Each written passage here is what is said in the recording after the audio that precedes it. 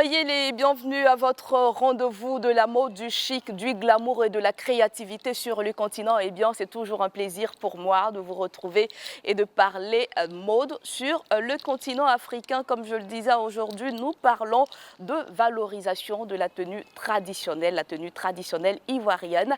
Eh bien, on recevra dans cette émission Jean-Marie qui nous parle de sa passion, de sa structure ethno-chic by J&M, une structure qui est connue dans la location des tenues traditionnelles et bien évidemment dans la promotion de la culture ivoirienne. Mais bien avant cela, votre reportage, c'est maintenant et c'est tout de suite.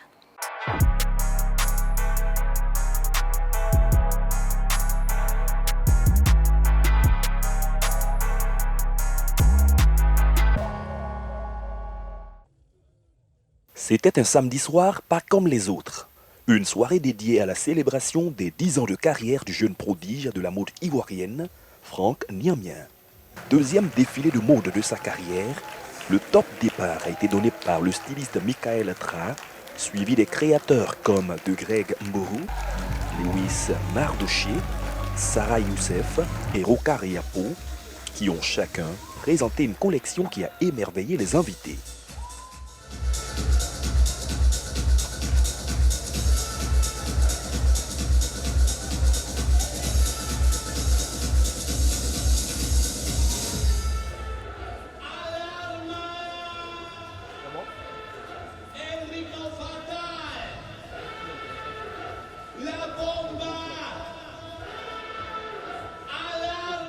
Première pierre, celui-là ne mérite pas d'être sur terre.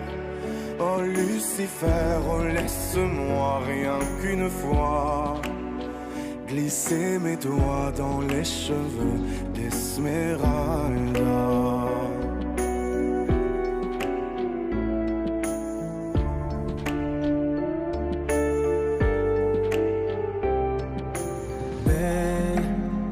Est-ce le diable qui s'est incarné en elle pour détourner mes yeux du Dieu éternel?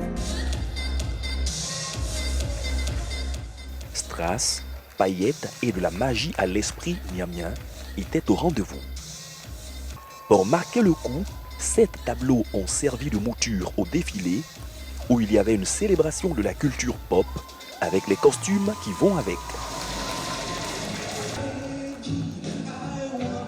Connu pour sa finesse, le designer a invité ses fans et le grand public à un voyage à travers le temps, les cultures et les continents.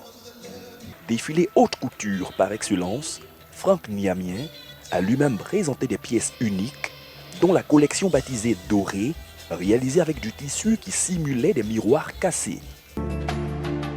La désirée fait-il de moi un criminel?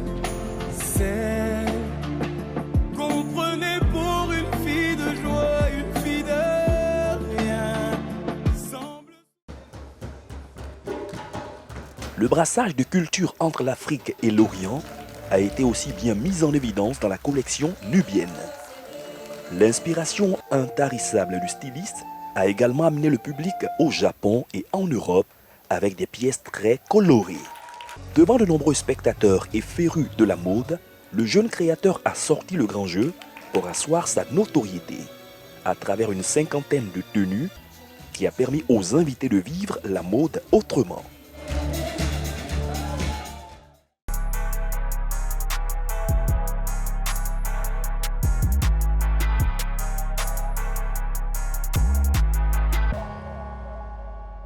Bienvenue dans la deuxième partie de cette émission. Aujourd'hui, nous avons le plaisir de parler de la Côte d'Ivoire, notre beau pays. Ce pays qui est également une véritable mosaïque ethnique de plus de 60 entités.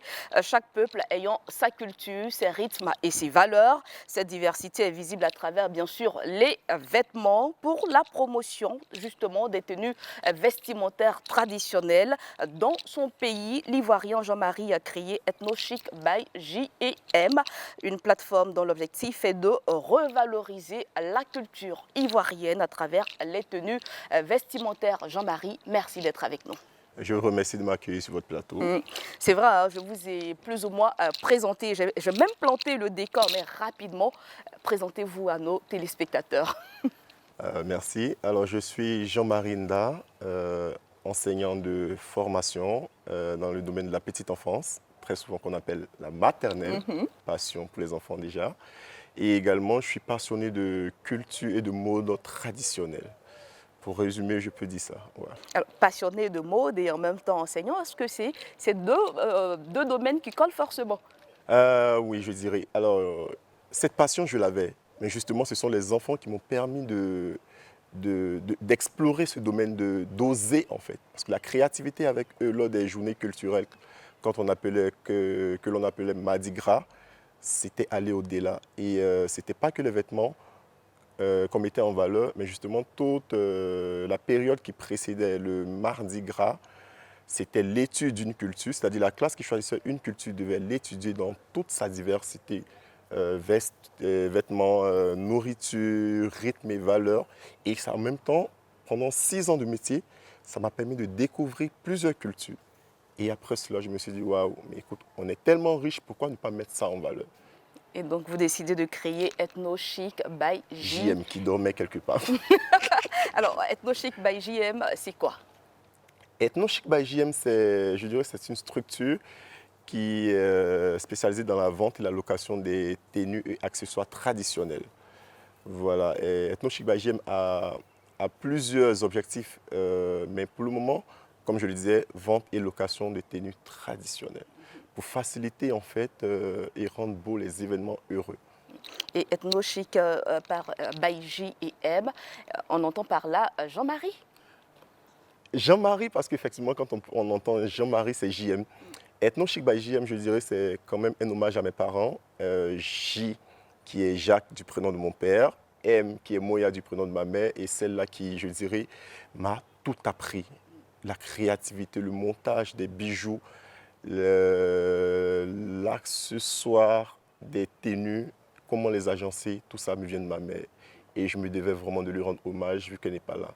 C'était pour moi un rêve de lui offrir une boutique traditionnelle lors d'une des fêtes de mai, quand j'allais travailler. Mais bon, elle est partie très tôt, donc je me disais de là où elle est.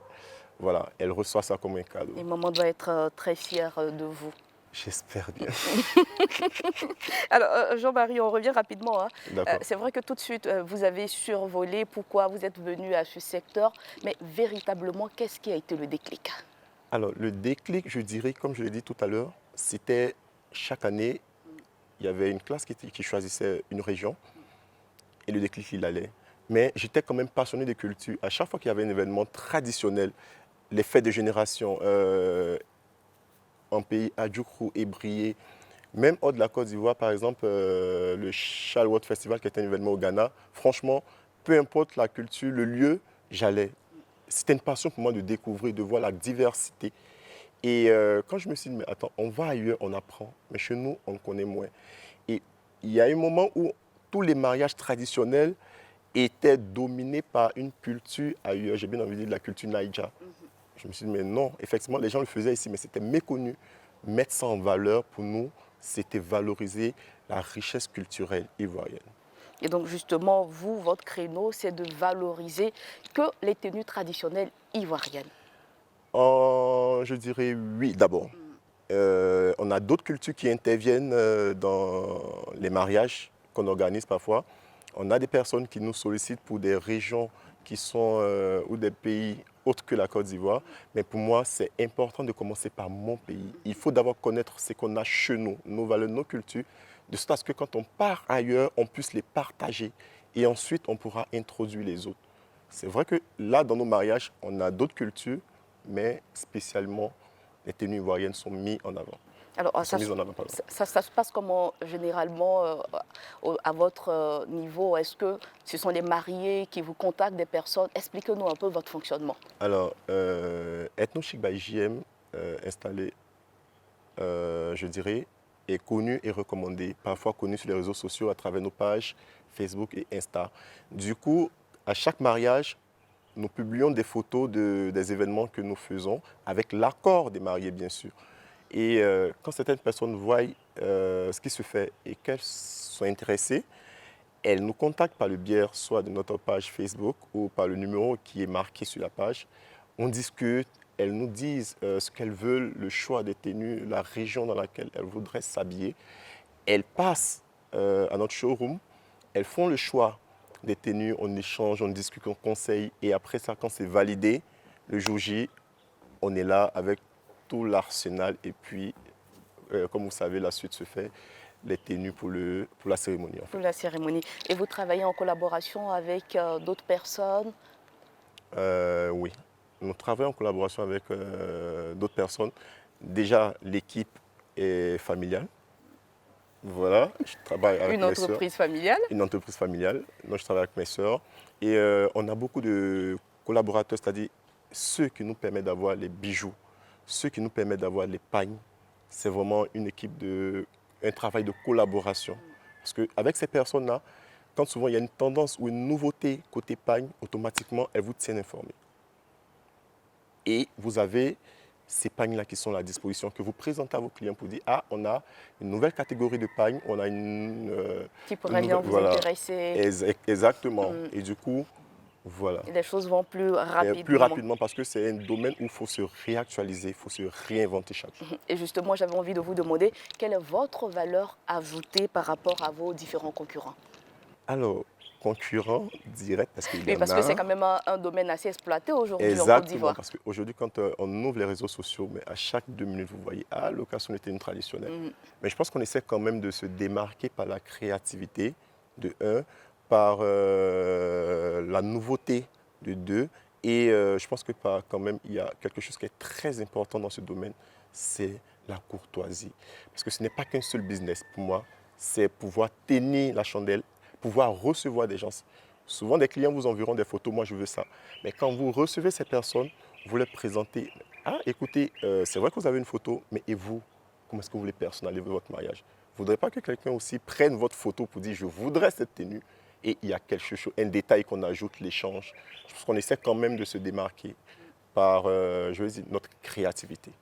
Alors, donc justement, chez vous, c'est la créativité et l'originalité au rendez-vous, ce qui fait que vous êtes assez différent des autres maisons de prestations.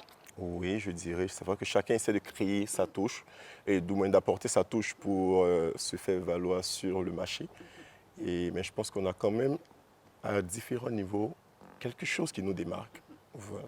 Alors, Ethnochic by J&M, c'est combien d'années d'existence et comment avez-vous démarré ce business? Ethnochic by J&M, c'est 3 ans, je dirais bientôt 4 ans. Et ce fut une très belle expérience. Alors, Ethnochic by J&M va naître dans un moment difficile de ma vie. Je décide d'entreprendre et je fais l'erreur de mettre tous les œufs dans un même panier. Tout nouveau entrepreneur et le panier, il va tomber, il va se casser. Les erreurs du débutant. Exactement. Et lors d'une colonie, on nous donne, je pense que notre prestation en termes d'argent. Et c'est là que je me rends compte, un jour je me rends compte, je me suis dit, ok, je me lance. Je pars, j'achète mes premiers bijoux. Donc je reviens là où on avait fait l'activité et je présente à mes collègues. Du coup, j'ai ma directrice qui sort dit, écoute, j'ai ma soeur qui doit se marier et je cherchais même des bijoux, ça te fait à combien? Donc je donne le montant. Elle règle automatiquement. Je me suis dit, écoute, ça démarre bien. Ça fait waouh. Et je démarre avec un tout petit budget de, je n'oublie pas, 205 000. Et j'allais à chaque fois acheter des pagnes, je revenais. Et un jour, le gars, il me regarde au Ghana, il me dit, mais attends, tu traverses ton pays pour venir là, pour acheter juste 2-3 pagnes? Je lui dis, écoute, cher ami, c'est ce que j'ai. Mais j'aime ma chose et je sais que je vais y arriver un jour. Peut-être que je viendrai prendre un conteneur avec toi. Donc il me dit, ok. Et je sors dans le marché acheter des perles, celle que vous avez au bras. Et je reviens, il me dit, écoute, il y a une dame dans ton pays qui voudrait, une de mes clientes qui voudrait des pagnes. Et comme tu es dans le domaine, aide-moi à choisir les pagnes tendance. Donc rapidement, je lui dis, ça c'est bon, ça c'est bon, ça c'est bon, ça marche, c'est très beau. C'est que ça va marcher, ça, elle va s'en sortir. Je reviens, le gars, il a emballé tout. Je dis, non, tu dissocies. C'est vrai que c'est le même camion qui part, mais au niveau d'Abidjan, pour être très efficace, quand j'arrive, je prends mon colis et rentrer, pour ne pas qu'on dise, on va chercher. Et le gars, il me regarde, il me dit, non, je fais ce colis-là pour toi. Tu es tellement courageux. Tiens, va avant. Je suis bloqué un moment. Une marque de confiance. Je lui dis, écoute, je ne vends pas à Boisseau, je quitte. la Côte d'Ivoire pour venir là. Il me dit, quand on regarde le visage d'un voleur, on connaît. Et je vous assure, je me suis dit, mais si quelqu'un d'autre a eu confiance en moi, je n'ai pas le droit d'abandonner. Et je lui dis, c'est là qu'est parti JM Ethno-Chic. Et aujourd'hui, vous êtes à ce niveau après 3 ans.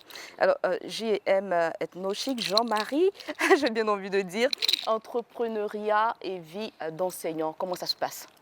Alors, entrepreneuriat et vie d'enseignant, et je pense que ma profession prime sur cette activité jusqu'au jour d'aujourd'hui. Et je me pose même cette question. Je sais qu'à l'avenir, il y aura un choix à faire. Mais jusqu'au jour d'aujourd'hui, je sais concilier les deux. Et là, très souvent, on est sollicité que les week-ends. Donc du coup, c'est encore facile, ça passe. On a le temps de pouvoir organiser les choses avant chaque cérémonie. Je me dis aux heures off boulot. Mais là, ça va, je suis quand même assez réglo au boulot. Et je me dois d'être efficace parce que là-bas, j'ai des résultats à atteindre. Je fais tout pour que ma boss soit satisfaite. Donc, je sais vraiment faire la part des choses. Également à Ethno-Chic, hein, vous avez des résultats à attendre. Oui, à Ethno-Chic, je pense que quand même le retour de certaines personnes nous donne de dire à ce jour que ça va, mais on essaie quand même de s'améliorer et de mieux se positionner. On dira que le bilan, il est satisfaisant. J'ai bien envie de le dire, on dit qu'on ne rend pas témoignage de soi, mais effectivement, comme tu le dis, le bilan est quand même satisfaisant et voilà. Exactement.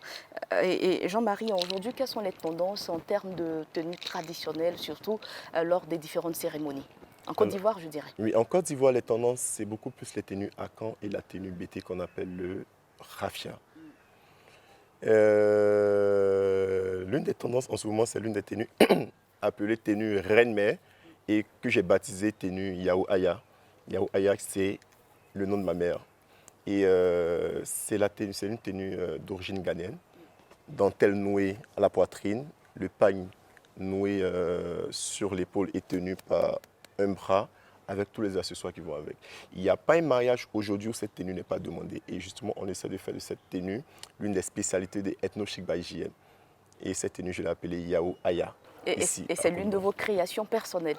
Non, je dis, on a quand même essayé de réinventer ce modèle. Sinon, cette tenue, c'est une tenue typiquement ghanéenne. Et comme Lacan, ici, trouve son origine au Ghana, donc je vais dire, c'est quand même une tenue de chez nous. Donc, du coup, exactement. Voilà. Et comment vous voyez justement les cérémonies, pour ne pas dire les tenues traditionnelles dans les cérémonies dans les 5 prochaines années? Alors, je pense que c'est un challenge. Justement, on y pense. Et il ne faudrait pas seulement y penser, il faut se projeter. Je pense que dans... Et agir, hein? Exactement. Je pense que dans 5 ans, aujourd'hui, d'abord, on essaie de revendiquer tout ce qui est identité culturelle. Vous verrez aujourd'hui des dames en train de mettre des sacs en pagne, des boucles en pagne. Je veux dire, des accessoires qui sont faits, mais à travers des artisans africains et ivoiriens. Et dans 5 ans, je me dis, même, pourquoi pas, des tenues, ça commence à venir, des costumes en pagne, on commence à voir, mais peut-être que ça sera beaucoup plus d'actualité, plutôt qu'aujourd'hui, c'est un phénomène, parce que c'est une seule, 2 personnes qui osent se mettre en pagne pour se marier. Aujourd'hui, on voit des femmes qui se mettent comme vous, très bien habillées comme vous êtes, aller à la mairie, oser se mettre en tenue traditionnelle pour aller à la mairie.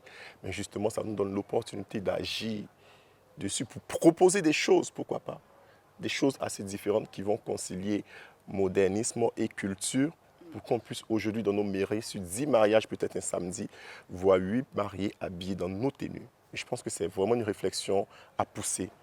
Et à encourager. À encourager. Et justement, j'ai envie de dire, est-ce que quelque part, vous n'avez pas peur d'une certaine invasion? Parce qu'il y a 5 ans en arrière, les cérémonies ici, c'était plutôt les tenues qui venaient d'ailleurs, en l'occurrence le Nigeria. Alors pour moi, je n'ai pas de crainte en fait.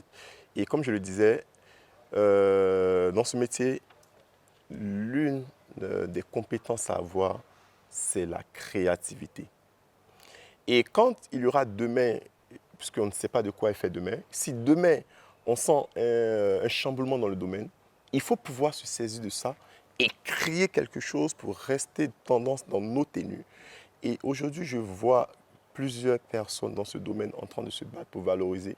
C'est vrai qu'on parle de valorisation, c'est vrai que c'est en même temps un business. Il ne faudrait pas qu'on se... Voilà, c'est un business, mais des tenues ne sont pas comme avant. Avant, on avait l'impression de voir juste nos mamans mettre des dentelles et il y avait un seul modèle qu'on appelait le nid d'abeille, de grosses manches. Là, dans toutes les fêtes de génération, ils brillaient. On retrouvait la même tenue. Dans les mariés, c'était ça. Grosse manche là, pincée avec le bas comme ça. Mais aujourd'hui, des dentelles à couper le souffle. Même quand les mariés viennent, quand on leur propose, elles disent ah bon, c'est un peu trop simple moi. Je veux dire, on essaie de réinventer. Et c'est cette créativité-là qui fait qu'aujourd'hui, on n'a pas besoin forcément d'aller coudre une dentelle, mais même avec une aiguille et un fil, on arrive à créer quelque chose sur une mariée. Si demain ça bouge, il faut pouvoir bouger. Donc il faut anticiper les choses, je veux dire. Jean-Marie, vous qui êtes un spécialiste des tenues traditionnelles, quel est votre avis justement sur ces tenues-là? Alors, les tenues aujourd'hui, je veux dire, étaient connues par région. C'est vrai qu'il y a des tenues qui sont attribuées à certaines régions. Quand on voit une tenue Sénoufo, on sait qu'elle est Sénoufo. Et elle n'était portée que par des Sénoufo à l'époque. Aujourd'hui, comme je le disais, la tenue Akan à travers le Kita, le Kente aussi, la tenue Raffia, il y a des mariés qui sont ni Bété ni Dida qui veulent mettre ces tenues. Parce que chacun essaie de se trouver une place ou de valoriser cette tenue. Mon avis aujourd'hui, c'est d'avoir une touche. Et moi, je le dis toujours, j'ai un rêve, c'est de voir, par exemple, on dira un lundi ou un vendredi, chacun part au boulot dans la tenue de chez lui. Et je vois souvent les images de l'année dernière de l'indépendance au Ghana ou dans les tribunes. On voyait à peine des chemises ou des pantalons. Femmes et hommes habillés en quinté, colorés. C'était l'une des plus belles images. Et je vous dis, très beau. Très beau. Et c'est de ça qu'on s'inspire. Pour moi, il y a lieu de valoriser nos tenues. Et mon avis, on pourra les faire quand il y aura peut-être un jour national par semaine où chacun a la tenue de chez lui, où je peux mettre une tenue, même si elle n'est pas de chez moi, mais en même temps, ça m'apprend à découvrir l'autre culture, exactement. On espère que nos autorités vont prendre en compte votre souhait. Je crois que c'est un combat à mener en tout cas. Exactement. Alors, avant de se laisser, vous allez nous dire quel conseil donnerez-vous à un jeune qui a envie d'embrasser ce secteur? Alors, je dirais c'est passionnant. Vous voyez, ce secteur m'a permis de découvrir et m'a mis en relation avec plusieurs personnes. M'a permis d'explorer le Jean-Marie que j'étais. J'avais cette passion, mais je n'osais pas. Et pour quelqu'un qui voudrait embrasser cette activité, je lui dirais beaucoup de courage. Parce que déjà, il y a tellement de personnes. Et c'est pas toujours rose. Exactement, ça je le dis, c'est pas toujours rose. Chaque cérémonie a ses réalités. Mais c'est beaucoup de courage et surtout beaucoup de créativité, mais beaucoup de culture. Parce que il ne faudrait pas dire j'ai des pagnes, j'ai des bijoux, je les mets sur le marié. Non, il faut se réinventer chaque jour. Il faut apprendre. Parce qu'il y a des mariages où on me demande mais quelle est l'origine de la tenue? Je me suis dit mais le gars va me créer des problèmes ou quoi? Je suis venu chercher mon argent, tu m'emmènes dans des considérations. Mais en même temps c'est bien. Il ne faudrait pas faire porter des tenues à des personnes et sans savoir l'origine de la culture. Donc c'est vraiment aussi quelque chose à apprendre quand on veut rentrer dans ce domaine. Donc c'est, comme je le dis, pour ne pas me redire, c'est beaucoup de courage, de créativité, mais surtout, quand on n'a pas la passion, si c'est juste pour le business, je vous assure, on ne fait pas long feu.